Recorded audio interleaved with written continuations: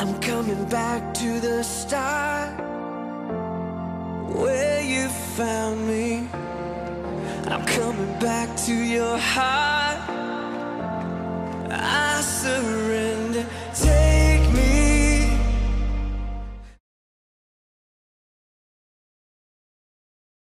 로마서 6장 3절로 14절까지 말씀 한 절씩 교독합니다. 제가 먼저 3절 읽습니다. 무릇 그리스도 예수와 합하여 세례를 받은 우리는 그의 죽으심과 합하여 세례를 받은 줄을 알지 못하느냐? 그러므로 우리가 그의 죽으심과 합하여 세례를 받음으로 그와 함께 장사되었나니 이는 아버지의 영광으로 말미암아 그리스도를 죽은 자 가운데서 살리심과 같이 우리로 또한 새 생명 가운데서 행하게 하려 함이라. 만일 우리가 그의 죽으심과 같은 모양으로 연합한 자가 되었으면 또한 그의 부활과 같은 모양으로 연합한 자도 되리라. 우리가 알거니와 우리의 옛사람이 예수와 함께 십자가에 못 박힌 것은 죄의 몸이 죽어 다시는 우리가 죄에게 종 노릇하지 아니하려 함이니 이는 죽은 자가 죄에서 벗어나 의롭다 하심을 얻었음이라. 만일 우리가 그리스도와 함께 죽었으면 또한 그와 함께 살 줄을 믿노니 이는 그리스도께서 죽은 자 가운데에서 살아나셨음에 다시 죽지 아니하시고 사망이 다시 그를 주장하지 못할 줄을 알미로라. 그가 죽으심은 죄에 대하여 단번에 죽으심이요 그가 살아계심은 하나님께 대하여 살아계심이니 이와 같이 너희도 너희 자신을 죄에 대하여는 죽은 자요 그리스도 예수 안에서 하나님께 대하여는 살아있는 자로 여길지어다. 그러므로 너희는 죄가 너희 죽을 몸을 지배하지 못하게 하여 몸의 사역에 순종하지 말고 또한 너희 지체를 불의의 무기로 죄에게 내주지 말고 오직 너희 자신을 죽은 자 가운데에서 다시 살아난 자 같이 하나님께 드리며 너희 지체를 의의 무기로 하나님께 드리라. 죄가 너희를 주장하지 못하리니 이는 너희가 법 아래에 있지 아니하고 은혜 아래에 있음이라. 아멘. 기도합니다. 존귀하신 주님, 감사와 찬송과 영광을 올려드립니다. 주님께서 우리를 구별하시고 너무 좋은 날, 주님의 날, 이 아침에 우리를 부르셔서 함께 하나님 아버지라 부르며 예배드릴 수 있는 은혜 허락하신 그 은혜 감사드립니다. 예수 십자가의 보혈의 공로를 늘 기억하고 의지하며 은혜 없이는 살 수 없는 존재적 죄인들이 주 앞에 나와 은혜를 간구하오니 주님 크신 은혜를 허락하여 주옵소서. 주의 말씀이 살아있어 운동력 있고 능력이 있고 생명이며 진리이며 우리를 살리는 주의 살아있는 말씀임을 믿음으로 고백합니다. 하나님 말씀이 진실되이 선포되게 하시고 그 말씀 앞에 모두가 아멘 하게 하실 때 우리의 마음에 말씀이 새겨지고 이 공동체와 또 각 개인과 가정과 모든 세상에서 터전 위에 주님의 말씀이 살아 역사할 수 있도록 일하여 주시옵소서. 예수님 보혈로 이 공간과 모든 심령들을 덮으시고 주의 성령 홀로 역사하사 흑암의 세력 틈타지 못하게 역사하옵소서. 예수 그리스도의 이름으로 간절히 기도드리옵나이다. 아멘. 아멘. 우리 일양학교에서는 아침에 오전에는 행복하세요, 오후에는 충만하세요라고 인사를 한다고 알죠? 그래서 오늘 또 일양학교 출신 학생이 또 한 분 더 왔는데 네. 계속해서 일양학교 출신 학생들이 많아지기를 원하고 우리 옆에 있는 주변에 있는 분들과 이렇게 인사합시다. 행복 충만하세요. 행복 충만하십시오. 행복 충만하십시오. 네, 감사합니다. 저를 향해서도 행복 충만하세요. 네, 받겠습니다. 네, 행복 충만하겠습니다. 네, 아멘. 2017년은 하나님께서 우리에게 한국교회에 허락하신 세 가지 위대한 유업들, 그 대가 끊기고 있는 지금 이때에 우리가 그것의 회복과 한국교회 유업을 물려받을 교회가 되기를 원한다는 마음으로 기도의 자리를 우리 부르셨습니다. 세 가지 위대한 유산 유업들, 경건, 부흥, 열방, 선교, 이 세 가지 위대한 유산을 위해서 우리가 계속해서 메시지를 나누어 왔는데요. 지난번까지 이제 부흥에 대한 메시지를 마치고 이제 우리 교회의 첫 선교사 파송을 한 달 앞둔 지금 남은 한 달과 또 2017년을 마무리하면서 마지막 유업, 열방, 선교에 대한 유업에 대해서 말씀을 나누려고 합니다. 위대한 유산 28번째 시간 다 같이 제목을 읽겠습니다. 시작. 단순한 믿음이 있어야 선교적 부르심에 순종할 수 있다. 이런 제목으로 말씀 나눌 때에 여러분 각 사람과 우리 공동체를 향한 하나님의 음성을 듣고 반응하는 시간 되기를 축복합니다. 1. 그리스도인이란 어떤 사람인가? 여러분 자신이, 여러분 스스로가 생각하는 그리스도인이란 어떤 사람들입니까? 나름대로 정의를 내릴 수 있는데요. 여러분이 그리스도인이란 이러한 사람들이라고 정의를 내리신다면 여러분은 그러한 사람으로 살고 계십니까? 누군가 저에게 그리스도인이란 누구인가 한마디로 짧게 설명해달라 부탁하신다면 저는 주저없이 이렇게 말할 것입니다. 그리스도인이란 성경을 믿는 자다. 성경을 믿는 사람이 그리스도인이다. 지난주 조영광 목사님께서 오셔서 말씀하셨는데 우리의 신앙과 믿음의 유일한 근거가 성경이다라고 했죠. 그래서 하나님께서 우리에게 첫 계명을 주실 때 첫 계명은 너희 마음과 뜻과 힘을 다하여 주 너의 하나님 여호와를 사랑하라. 하나님 사랑하는 것이 첫 계명인데 그 첫 계명 안에 포함되어 있는 계명이 뭐예요? 이 성경 말씀을 너희 마음에 새기고 그것을 너희 자녀들에게 부지런히 가르치라. 이것이 첫 계명 안에 포함되어 있는 명령이라는 것이죠. 하나님을 사랑한다는 것은 하나님 말씀을 마음에 새기고 말씀을 부지런히 자녀들에게 가르치는 것이다. 여러분 그리스도인이란 단어가 처음 등장하는 것은 사도행전 11장입니다. 당시 안디옥에 살던 이방인 성도들이 예수님을 믿게 되자 그 지역에서 처음으로 저 사람들은 그리스도인이야 라고 일컬음 받게 되었습니다. 안디옥에 살던 사람들이 복음을 듣게 된 이유는 예루살렘에 큰 박해가 임했기 때문입니다. 감당할 수 없는 박해가 임해서 더 이상 예루살렘의 성도들이 살 수가 없었어요. 그래서 목숨을 건지기 위해 도망을 갔습니다. 여기저기로 흩어졌는데 그들 중 일부가 안디옥이라고 하는 이방 도시에 이르게 되었고 그곳에서 복음을 우연찮게 전했는데 안디옥에 있는 성도들이 예수님을 받아들이고 그들이 예수님을 얼마나 신실하게 따랐는지 그리스도인이라 일컬음을 처음으로 받게 되었습니다.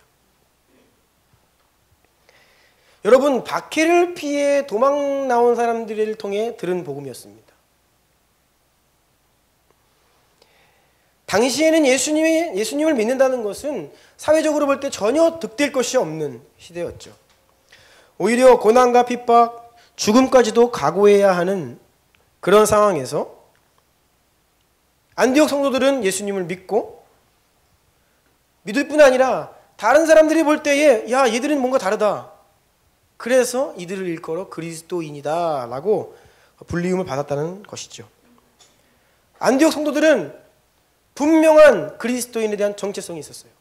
나는 예수님 믿는 자고 어떻게 살아야 되는지에 대한 분명한 정체성을 가지고 살았기 때문에 그들은 사회로부터 구별되었고 사람들이 그리스도인이라 부르게 되었다는 것입니다.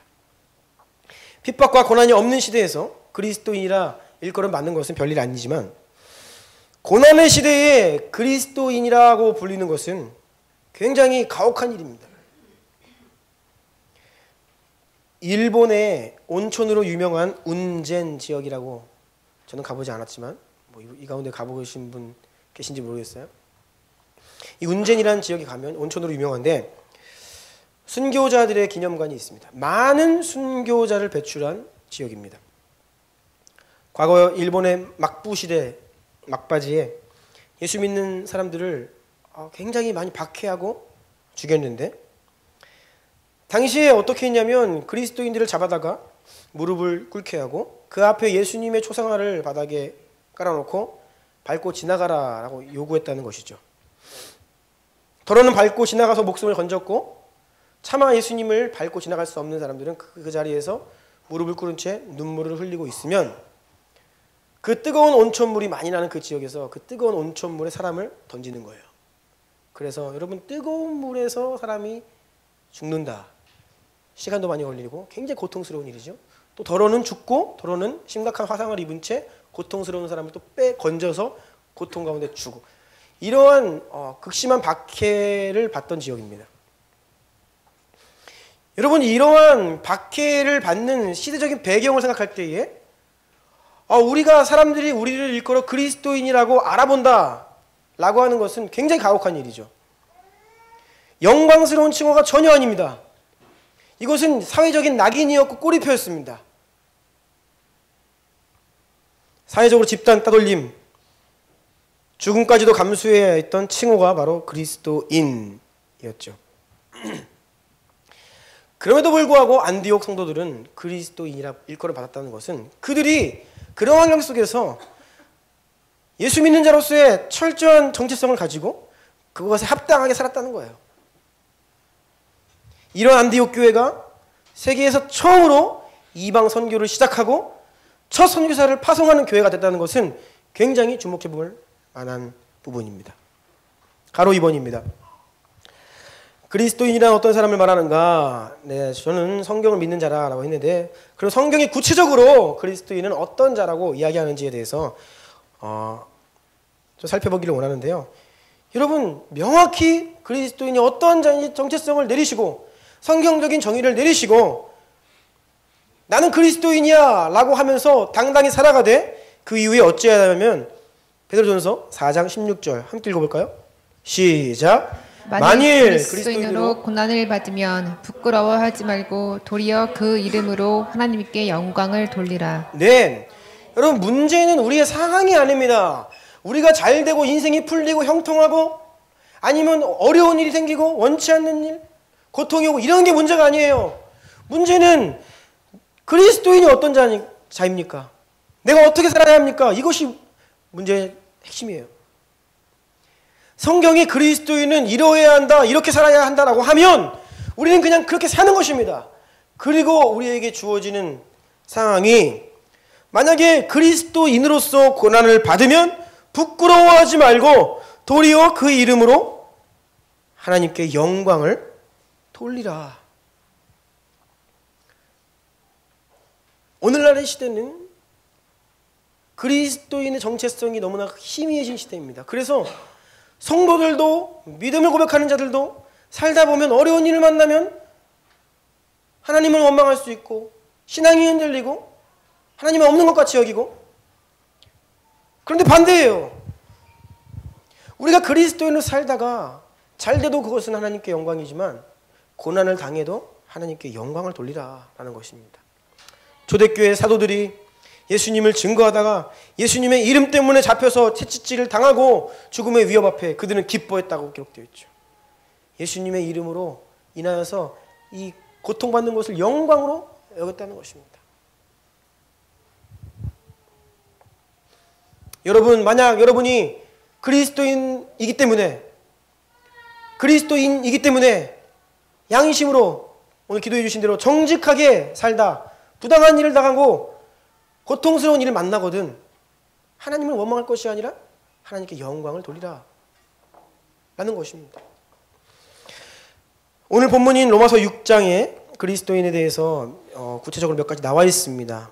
그래서 오늘 본문에 기록되어 있는 그리스도인이란 어떤 자들인지에 대해서 먼저 살펴보기를 원합니다. A, 다 같이 읽어볼까요? 3번의 A입니다. 시작. 그리스도인은 옛 사람이 예수와 함께 십자가에 죽고 다시 새롭게 태어난 자다. 로마서 6장 3, 4절도 읽겠습니다. 시작. 무릇 그리스도 예수와 합하여 세례를 받은 우리는 그의 죽으심과 합하여 세례를 받은 줄을 알지 못하느냐? 그러므로 우리가 그의 죽으심과 합하여 세례를 받음으로 그와 함께 장사되었나니. 아멘. 여러분 가슴에 손을 한번 얹어보세요. 따라해 보십시오. 나의 옛사람은 죽었다. 아멘? 아멘. 여러분, 우리의 옛사람은 죽었어요. 우리의 옛사람이 죽었다고요. 내가 그리스도와 함께 십자가에 못 박혔다니 그런즉 이제는 내가 사는 것이 아니요 그리스도께서 사시는 것이라. 그런즉 누구든지 그리스도 안에 있으면 뭐라고요? 새로운 피조물이라. 이전 것은 지나갔으니 보라 새 것이 되었도다. 이렇게 성경은 우리에게 선언하고 있다는 것입니다. 여러분 그리스도인이십니다. 여러분 다 세례 받으셨어요. 여러분 세례 받으실 때에 그리스도와 함께 십자가에서 죽고 묻힌 것이에요. 우리는 새롭게 태어난 자들입니다. 이것이 첫 번째 그리스도인들의 정체성입니다. B 읽겠습니다. 시작. 그리스도인은 죄에게 종노릇하지 않는 자다. 죄에게 종노릇하지 않는 자다. 오늘 본문 6절 보니까 우리가 알거니와 우리의 옛사람이 예수와 함께 십자가에 못 박힌 것은 다 우리가 죽었다고 했죠. 죄의 몸이 죽어 다시는 우리가 죄에게 종노릇하지 아니하려 합니다. 죄의 노예였고 죄의 종이었는데 더 이상 죄의 종노릇하지 않게 하기 위해 우리가 죽었다. 여러분, 이것은 단순히 죄에서 해방되었다라고 하는 법적 선언에 그치는 것이 아니에요. 우리가 죄가 많고 그런데 예수님이 다 십자가 위에서 죄의 문제를 해결하셨고 형벌을 해결해 주셨기 때문에 그런 차원만이 아니라 더 나아가 실제적으로 우리 인생 가운데 죄를 끌어내어서 죄의 종노릇하는 것에서부터 우리를 자유케 했다는 선언입니다. 요한일서 3장 7절로 9절 읽어주시겠어요? 자녀들아, 아무도 너희를 미혹하지 못하게 하라. 의를 행하는 자는 그의 의로우심과 같이 의롭고 죄를 짓는 자는 마귀에게 속하나니 마귀는 처음부터 범죄함이라. 하나님의 아들이 나타나신 것은 마귀의 일을 면하려 하심이라. 하나님께로부터 난 자마다 죄를 짓지 아니하나니 이는 하나님의 씨가 그의 속에 거함이요 그도 범죄하지 못하는 것은 하나님께로부터 났음이라. 아멘. 요한일서가 쓰여졌던 당시의 배경을 이해할 필요가 있습니다. 당시 교회 안에 영지주의라고 하는 이단의 가르침이 들어왔어요. 여러분, 영지주의 어렵게 생각하지 마십시오. 이것은 지적으로 치우친 사람들입니다. 깨달음으로 구원받는다. 알면 지식이 구원한다. 영적인 것만을 이야기하는 거예요. 실제적인 것은 관심이 없어요. 육적인 것에 대해.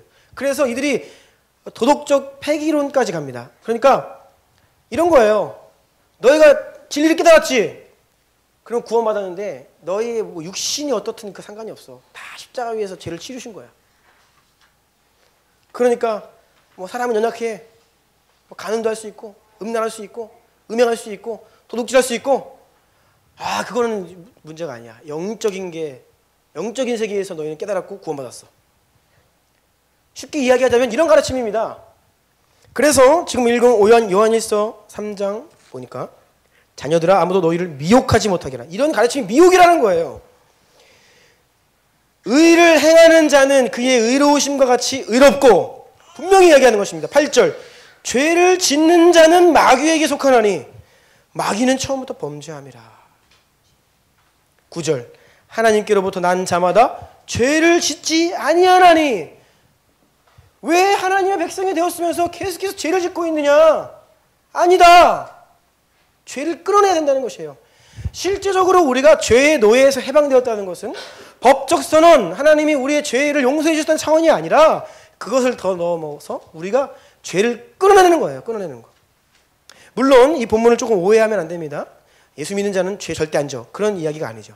성경 전체의 가르침은 우리가 예수 그리스도께 재림하시고 부활하신, 우리가 부활의 몸에 있는 그날까지는 죄와 세상으로부터 자유로울 수 없어요. 우리가 실수하고 넘어질 수 있습니다. 그것을 부인하는 것은 아니에요. 그런데 여기서 죄를 짓는다는 표현은 계속해서 죄를 그냥 짓고 그것을 용인하고 별것 아닌 것을 여기고 그런 상태를 말합니다. 라이프 스타일 가운데 죄를 계속 짓는 거예요. 반복적으로. 우리가 때로 넘어질 수 있습니다. 실수할 수 있죠. 그럴 때마다 진심으로 회개하고 돌이켜 그 죄를 끊어내야 되는데 그게 아닌 거예요. 그냥 방치하고. 하지만 계속해서 나는 믿어. 지적으로는 믿고. 그래서 이 지식이 나를 구원했다라고 여기는 그런 경향성이 오늘날의 현대교회 안에도 이런 영지주의 경향성들이 많이 있다라는 것입니다. 오늘 본문 지면 관계에서 한계가 있어서 다 기록을 못했는데요. 6장 15절부터 한번 볼까요? 다 읽지 못했는데 15절부터 좀 보겠습니다. 15절부터 19절까지 제가 읽으면서 좀 설명을 좀 드릴게요. 그런즉 어찌하리요? 우리가 법 아래에 있지 아니하고 은혜 아래에 있으니 죄를 지으리요? 그럴 수 없느니라. 이 로마서에서도 복음을 이야기하면서 은혜를 이야기하지만 법정적으로 우리가 의롭다 칭함받은 것을 이야기하지만 그 은혜 입은 자들이 왜 자꾸 죄를 짓는 모습은 비정상적인 모습이라고 지적하고 있는 것입니다. 16절, 너희 자신을 종으로 내주어 누구에게 순종하든지 그 순종함을 받는 자의 종이 되는 줄을 너희가 알지 못하느냐? 그러니까 죄를 지으면 죄의 종이 된다는 거예요. 하나님의 말씀에 순종하면 그리스도의 종이 되는 것이고요. 죄를 지으면 죄의 노예라는 것입니다. 혹은 죄의 종으로 사망에 이르고 혹은 순종의 종으로 의에 이르느니라. 하나님께 감사하리로다. 너희가 본래 죄의 종이더니 너희에게 전하여 준 바 교훈의 본을 마음으로 순종하여 죄로부터 해방되어 의에게 종이 되었느니라. 너희 육신이 연약함으로 내가 사람의 예대로 말하노니 전에 너희가 너희 지체를 부정과 불법에 내주어 불법에 이른 것 같이 이제는 너희 지체를 의에게 종으로 내주어 거룩함에 이르라. 삶의 모습과 행실과 이것들을 구체적으로 이야기하고 있는 것입니다.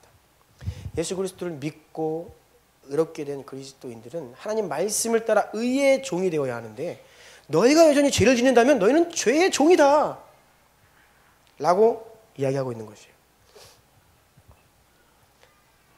C 보겠습니다. 같이 읽을게요. 시작. 죄가 육신을 지배하지 못하게 함으로 정욕에 순종하거나 굴복하지 않는 자다. 예, 이러한 자가 그리스도인입니다. 오늘 본문 12절 보니까 그러므로 너희는 죄가 너희 죽을 몸을 지배하지 못하게 하여 몸의 사욕, 정욕에 순종하지 말라라고 기록되어 있죠. 자꾸 죄를 지으면 죄가 우리를 지배하는 것입니다. 정욕을 따라 사는 거예요. 그러지 말라라고 하면서 갈라디아서 5장 16절에 보면 그 해답이 있죠. 어떻게 해야 합니까? 내가 이르노니 너희는 성령을 따라 행하라. 그리하면 육체의 욕심을 이루지 아니하리라. 네, 이것이 그리스도인들의 합당한 모습이라는 거예요. 이것이 그리스도인들의 정체성입니다. 성령을 따라 자기를 부인함으로 죄에게 자신의 지체를 내어주지 않고 하나님 의의 의로운 일에 자신을 내어주는 하나님 말씀을 순종하는 그러한 인생을 살라라는 것이죠. D 같이 읽겠습니다. 시작. 불의한 일의 통로가 되지 않고 자신의 의의 통로로 하나님께 바치는 자다. 예, 또한 너희 지체를 불의의 무기로 죄에게 내주지 말고 너희 자신을 죽은 자 가운데 다시 살아난 자 같이 하나님께 드리며 너희 지체를 의의 무기로 하나님께 드리라. 우리가 죄를 짓고 살며 육신대로 살면 불의한 일의 통로가 되는 겁니다. 여러분, 불의한 일이라고 하는 것은 어두움의 일이에요. 원수, 사탄의 일입니다. 쓰임받는 거예요. 그 통로로 내 생각대로 육신대로 죄를 지며 살면요 악한 일의 통로로 쓰임받는 거예요. 그런데 반대로 성령을 따라 말씀에 순종하며 살면 우리가 의로운 일, 하나님의 일의 통로가 되는 것이죠. 그런데 여러분, 이 죄 우리가 좀 살펴볼 필요가 있는데 이 죄는 특별히 나쁜 행동이 아닙니다. 세상에서 말하고 있는 하나님이 없는 인본주의적인 관점에서 보자면 죄는 나쁜 행동이죠. 사기를 치거나 누군가를 살인하거나 또 그런 명백한 법적으로 잘못되어 있는 그러한 짓을 해야 인본주의적 관점에서는 죄입니다. 그런데 하나님 관점과 성경의 관점에서 보자면 죄는요 구체적인 무슨 나쁜 짓만을 이야기하지 않아요. 하나님을 떠난 상태, 하나님을 따르지 않고 자기 생각대로 살아가는 그 인생 자체가 죄 가운데 있는 것이라고 성경은 진단을 하고 있습니다. 그래서 여러분, 우리가 이 로마서를 볼 때 너희를 불법에 내주지 말고 죄를 짓지 말고 이렇게 나올 때 우리가 이것을 굉장히 악한 일들에게만 적용할 것이 아니라 우리가 내 생각대로 사는 게 그 불법이에요.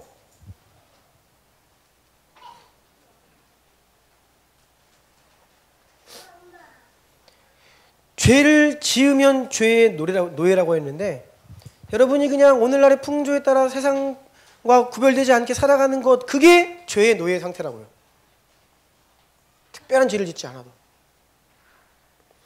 그래서 밑에 표를 보면 영적인 원리 표를 좀 오늘 본문에 근거해서 죄를 지으며 살아가는 모습, 그것이 죄에게 종로로 탄다. 그러면 죄가 육신을 지배하는 것입니다. 그러면 불의의 통로로 살게 되죠.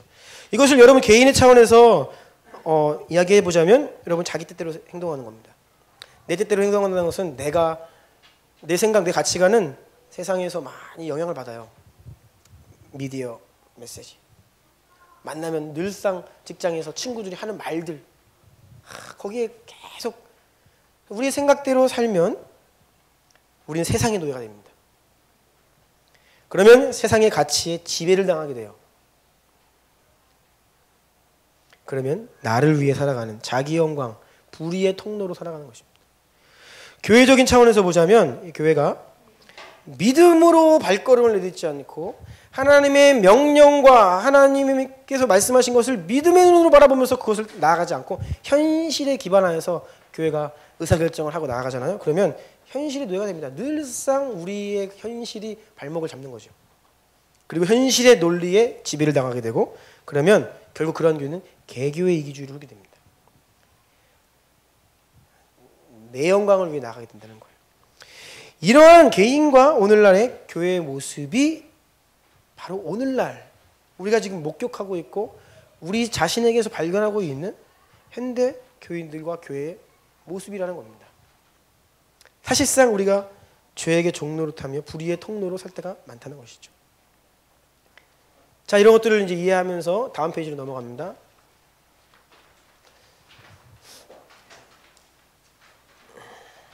그래서 우리는 말씀을 따라 살아야 되죠.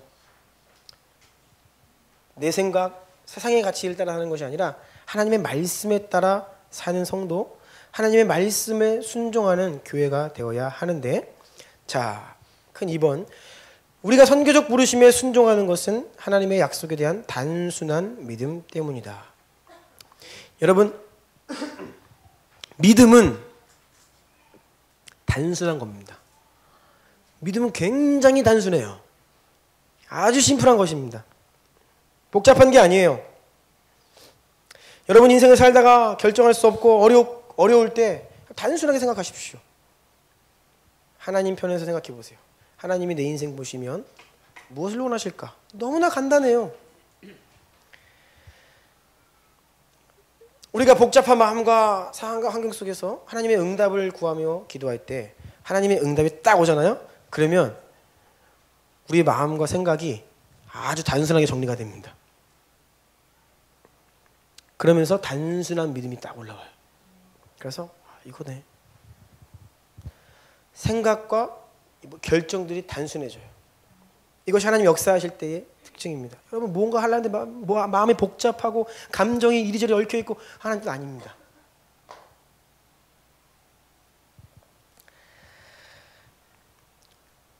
우리 주난 성도님들과 이 교회가 선교적 부르심에 순종하는 것은 하나님의 약속에 대한 단순한 믿음 때문이에요. 그래서 하나님 말씀에 단순하게 순종하는 것입니다. 첫 번째 단순한 믿음 가로 1번 같이 읽을게요. 시작. 주님은 반드시 이 땅에 다시 오신다. 예, 아멘이세요? 너무 단순하지요. 주님은 반드시 이 땅에 다시 오십니다. 계시록 1장 1절 보니까 예수 그리스도의 계시라 이는 하나님이 그에게 주사 반드시 속히 일어날 일, 반드시 일어날 일에 대해서 기록하셨는데 그 계시록의 마지막에 보니까 내가 진실로 속히 오리라 하셨습니다. 주님은 반드시 이 땅에 다시 오십니다. 네, 우리는 이것을 믿어요. 지난 금요일 날 연합 예배 드렸는데 오유환 목사님께서 뉴스원교회 오유환 목사님께서 복음에 대한 설교를 해주셨는데 그때 그런 말씀하셨습니다. 종말론적인 신앙이 뭐냐? 끝이 있다는 것을 믿는 거죠.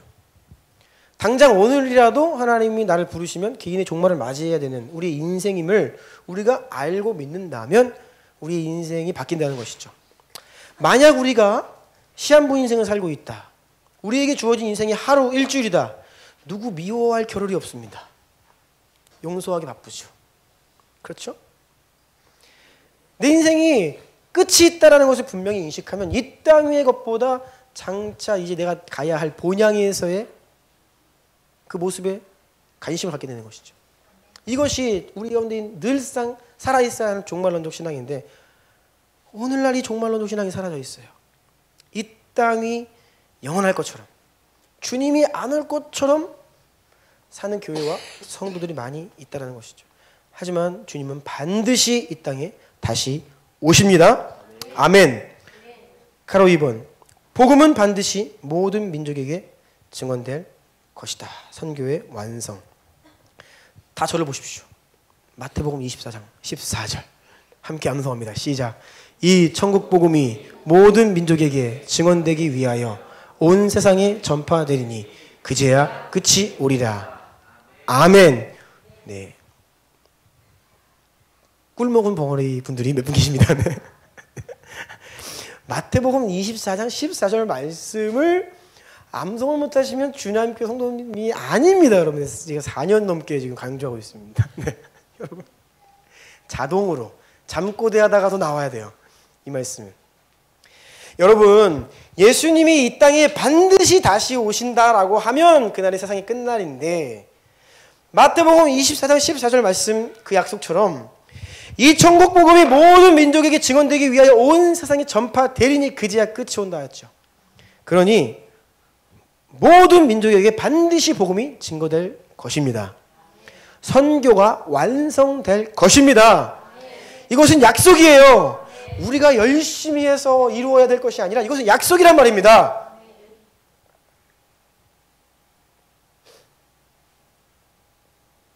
시편 22편 27, 28절 읽어주세요.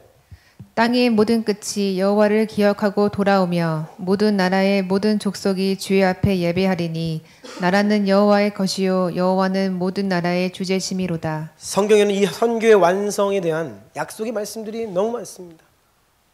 약속입니다. 반드시 이루어질 일이에요.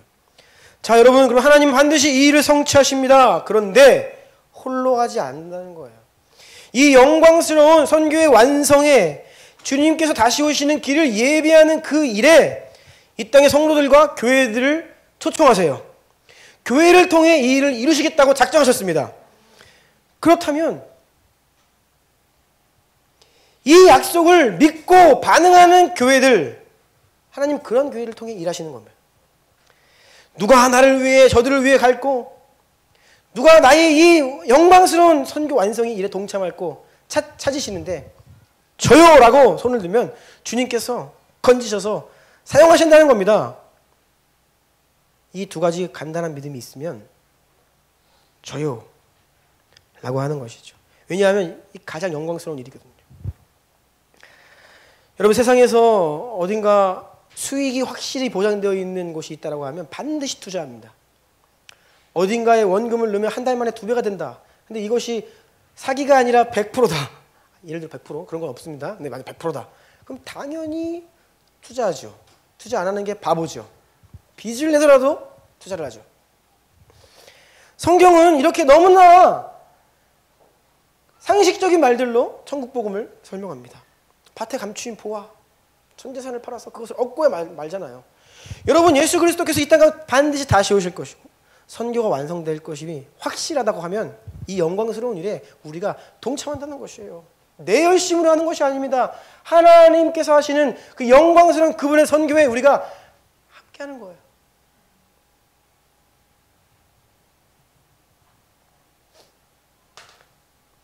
그래서 호주 커미션의 박인호 선교사님께서 우리 교회가 맨 처음에 작은 재정이지만 함께 하겠습니다라고 했을 때 그분께서 그렇게 말씀하시더라고요.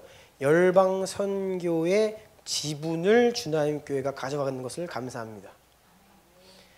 반드시 성취될 일, 하나님이 하시는 그 일에 헌신되는 선교 사역에 재정으로 함께한다는 것은요, 그 열방을 유업으로 주시며 영광스러운 그 상급을 주시는 하나님 나라에서 우리가 그 지분을 갖는 것이다.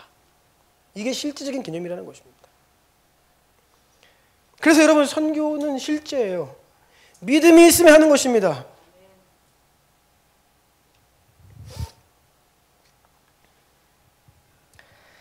제 안에 한 가지 믿음은 아무리 오늘날의 한국교회가 쇠퇴기고 10년, 20년 후면 성도수가 반토막 난다라고 이야기하고 수많은 교회가 문을 닫게 될 것이다 라고 하는 비관적인 예상들을 하고 있지만, 수많은 사람들이 교회를 떠나고 믿음을 버리고 있지만 선교하는 교회는 결코 망하지 않는다.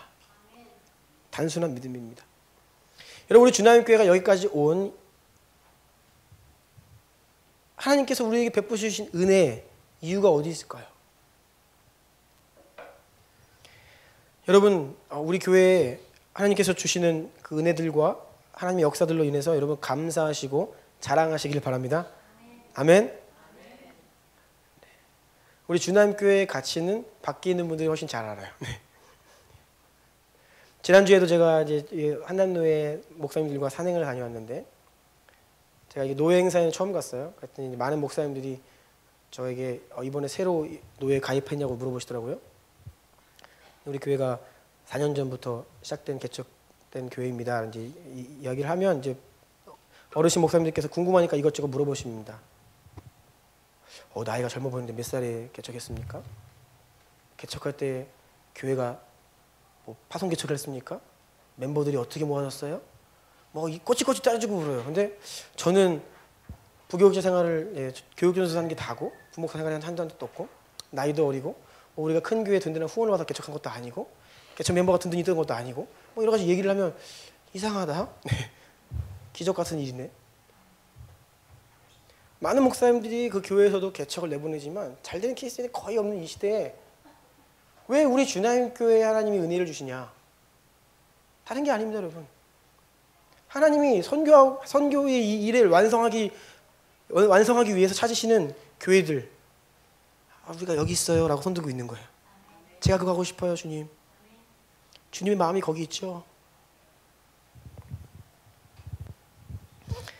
단순한 믿음입니다. 그리고 가로 3번입니다. 하나님의 나라를 구하는 자들에게 이 땅의 필요를 반드시 채우신다. 필요를 공급하신다는 믿음입니다. 마태복음 6장 31, 33절 읽겠습니다. 시작. 그러므로 염려하여 이르기를 무엇을 먹을까 무엇을 마실까 무엇을 입을까 하지 말라. 그런즉 너희는 먼저 그의 나라와 그의 의를 구하라. 그리하면 이 모든 것을 너에게 더하시리라. 아멘. 오늘날의 이 믿음에 대해서 여러분 우리가 잘 꼼꼼히 따져봐야 됩니다. 성경적이지 않은 믿음이 있어요. 자기 허황된 꿈을 이야기하면서 그것을 믿음이라고 이야기하고 있는, 세상에서 말하고 있는 자기 개발과 뭐 긍정의 힘과 이 복음, 진정한 믿음을 헷갈리는 메시지들이 많이 있는데, 우리가 취하고 있는 이 믿음은 주님 반드시 다시 오시고 복음은 반드시 모든 민족에게 증언될 것이며 하나님의 나라와 이 선교의 완성을 위해 구하고 간구하며 나아가는 교회들의 필요를 채우신다라고 하는 것은 성경적인 믿음이죠. 아멘 있습니까? 예. 그래서 우리는 여러분 흔들리지 않는 단순한 믿음으로 선교적 부르심에 반응할 수 있는 것입니다. 이 세 가지 단순한 믿음입니다. 우리가 너무나 많이 알고 머리가 너무나 좋고 이것저것 계산을 하면요, 우리 교회는 여기까지 오지 못했을 것입니다. 그렇게 하면요, 선교사를 파송하는 일은 먼 훗날의 일이 될 것입니다. 그런데 그럼에도 불구하고 우리에게 하나님께서 은혜로 단순한 믿음, 단순 가로 열고 무식한 믿음이죠. 네. 그런 믿음을 주셨기 때문에 여기까지 온 것이죠. 사실 저는 처음에는 개척 2주년 예배 때 선교사를 파송하고 싶었어요. 네, 너무 단순하고 너무 무식했습니다. 네. 그런데 이제 박 목사님 가정을 파송하는 지금 이때에 이게 끝이 아니죠. 이제 시작입니다. 계속해서 하나님께서 우리 교회에 은총을 더하시고, 제가 우리 교회 처음 시작할 때 우리 성도님들께 초청했습니다. 하나님의 영광스러운 일을 함께 보기를 원하시는 분들을 함께 합시다. 여러분들은 반드시 하나님의 손길을 보게 될 것입니다 라고 이야기했는데, 그런 영광스러운 일들이 우리 교회 가운데 계속해서 역사하실 것을 믿습니다. 네. 큰 3번입니다. 그런데 우리의 이러한 선교적 부르심에 순종하는 것을 방해하는 장애물들이 있어요. 몇 가지만 살펴보고 우리가 기도하기를 원합니다. 첫 번째, 세상을 사랑하는 마음입니다. 요한일서 말씀 읽어주세요. 이 세상이나 세상에 있는 것들을 사랑하지 말라. 누구든지 세상을 사랑하면 하나님의 사랑이 그 안에 있지 아니하니, 이는 세상에 있는 모든 것이 육신의 정욕과 안목의 정욕과 이생의 자랑이니 다 아버지께로부터 온 것이 아니요 세상으로부터 온 것이라.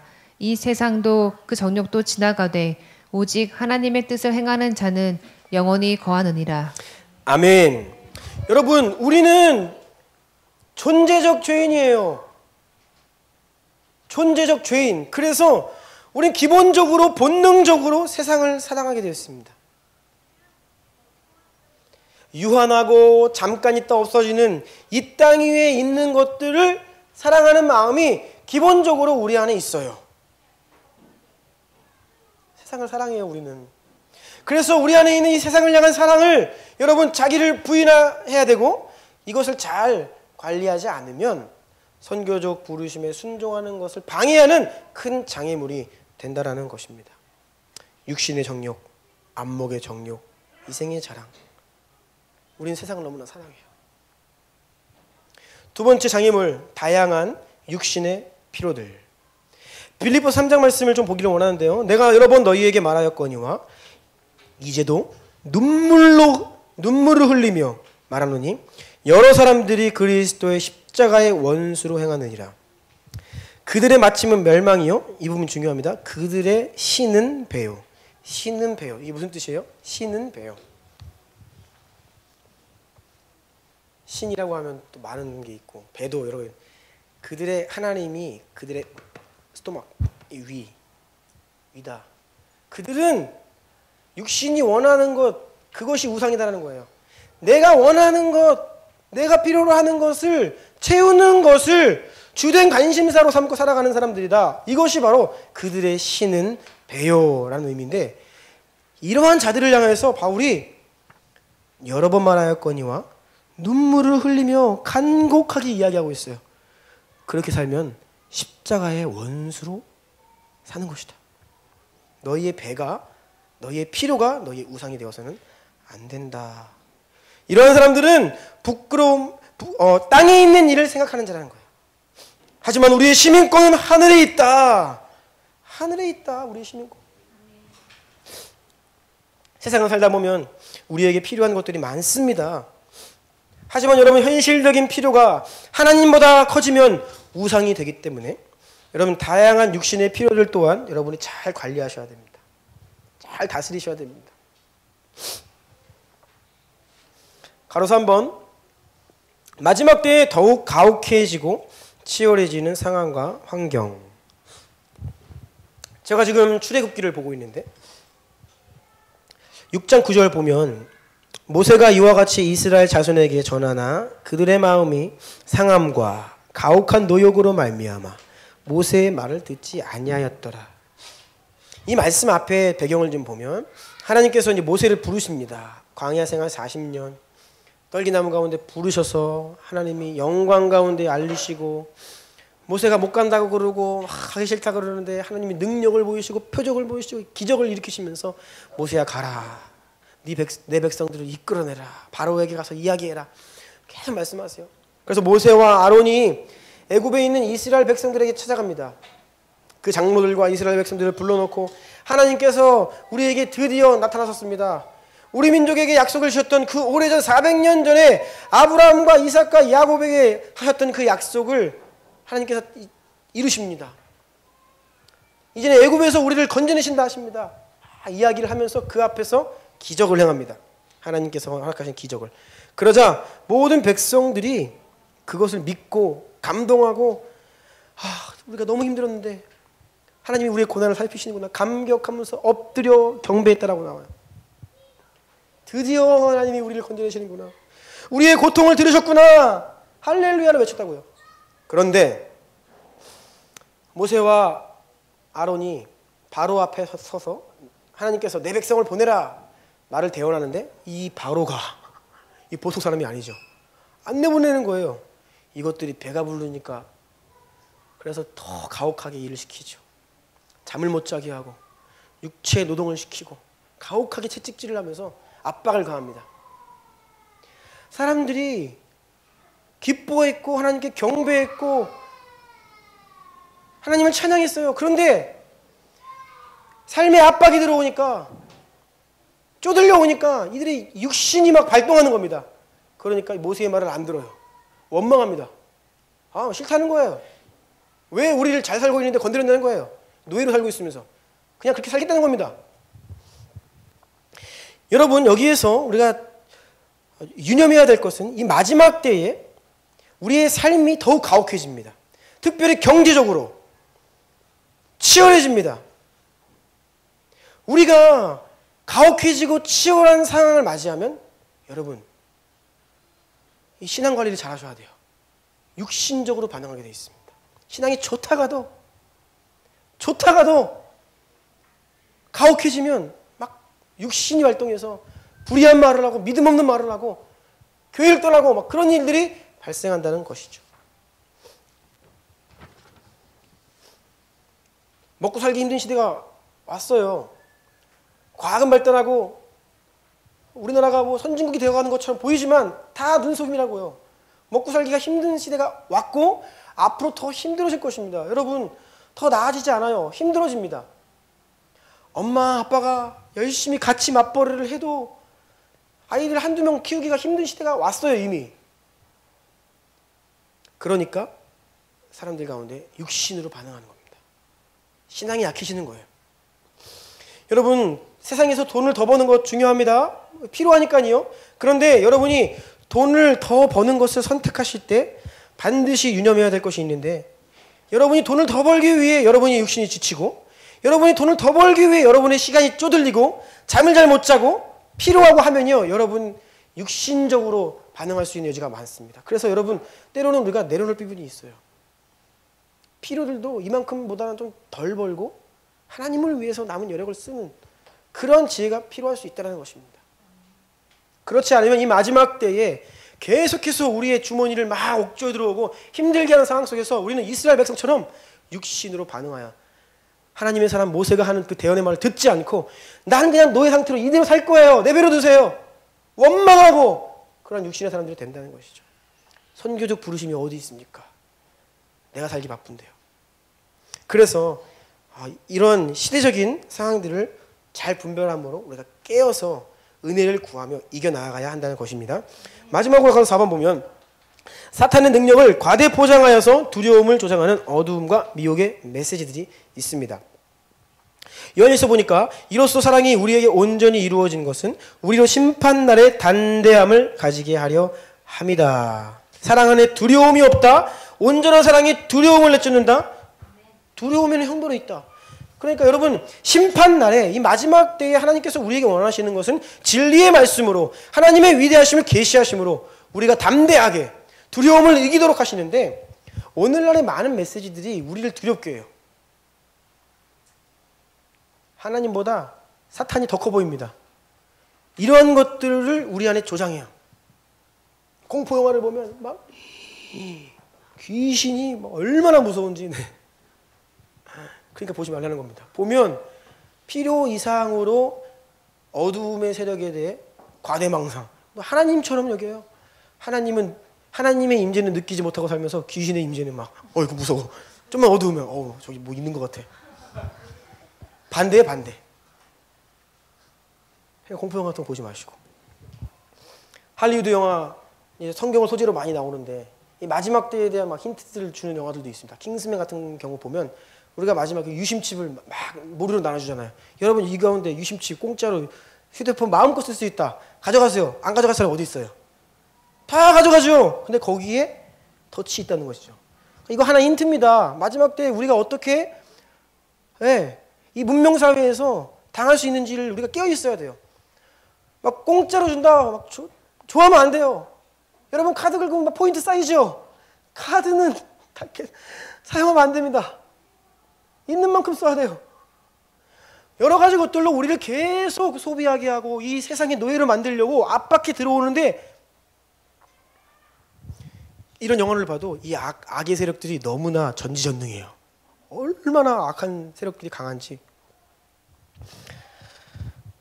한반도에 전쟁이 있을 거다 막 이런 예언들을 하는 사람들 보면요, 무슨 전쟁이 하나님보다 더 커요. 하나님은 온데간데 없고 그냥 당장 내 목숨, 내 생명, 막 두려움을 조장합니다. 하나님께로부터 온 것이 아니에요.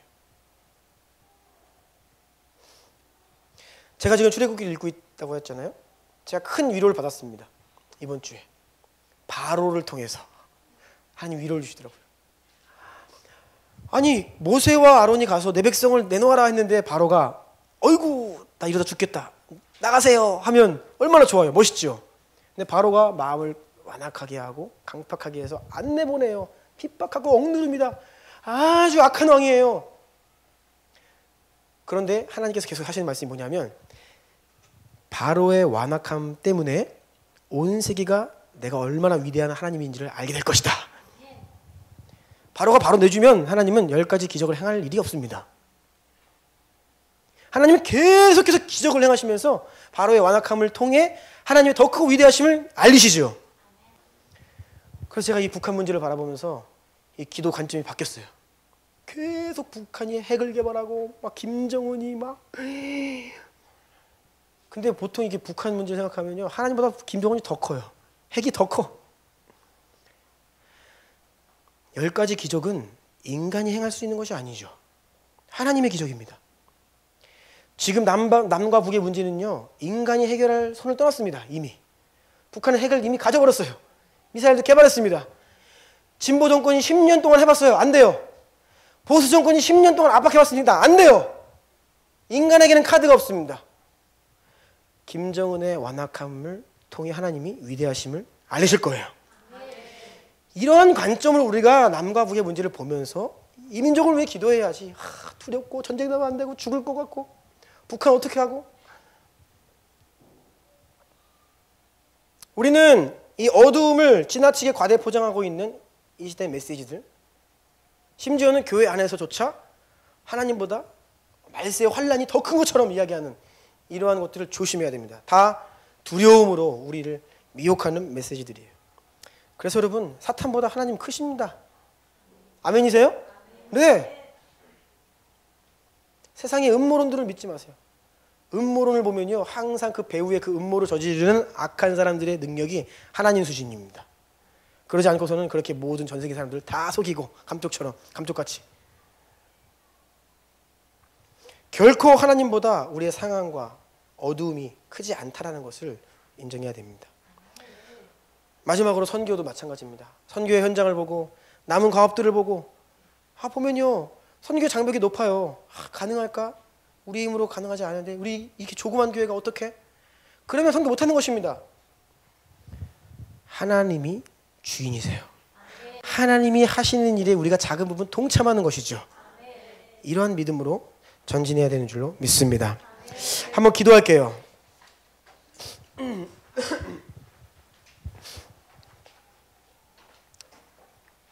여러분, 우리는 그리스도인들입니다.